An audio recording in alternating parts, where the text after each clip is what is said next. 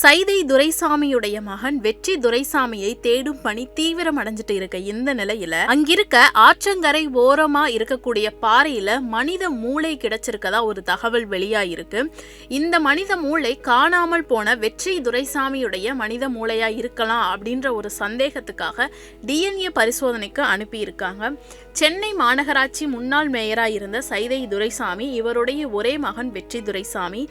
இவர் தன்னுடைய நண்பர் கோபிநாத் அப்படிங்கிறவரோட சேர்ந்து இமாச்சல பிரதேசத்துக்கு சுற்றுலா போயிருக்காரு. சுற்றுலா முடிஞ்சதுக்கு அப்புறம் சென்னை திரும்புறதுக்காக அங்கிருக்க விமான நிலையத்துக்கு புறப்பட்டிருக்காரு. காசாங் நாலா அப்படிங்கிற தேசிய நெடுஞ்சாலையில கார் வந்துட்டு இருக்கும் பொழுது கார் டிரைவருக்கு திடீர்னு நெஞ்சுவலி ஏற்பட்டிருக்கு.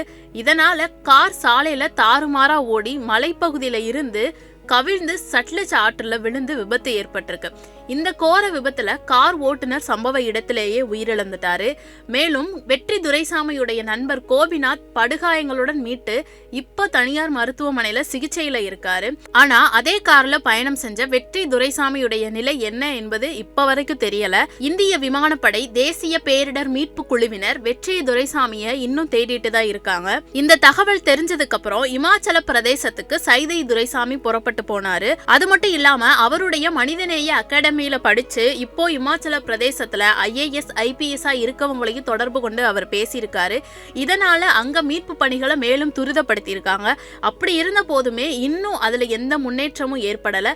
வெற்றி துரைசாமியை பற்றி தகவல் தெரிவிச்சா அவங்களுக்கு 1 கோடி சன்மானம் வழங்கப்படும் அப்படின்னு சைதை துரைசாமி ஒரு அறிவிப்பு வெளியிட்டாரு. இந்த நிலையில சட்லஜ் ஆற்றங்கரை ஓரமா இருக்க பாறையில மனித மூளையுடைய பகுதி கிடைச்சதா தகவல் வெளியாயிருக்கு.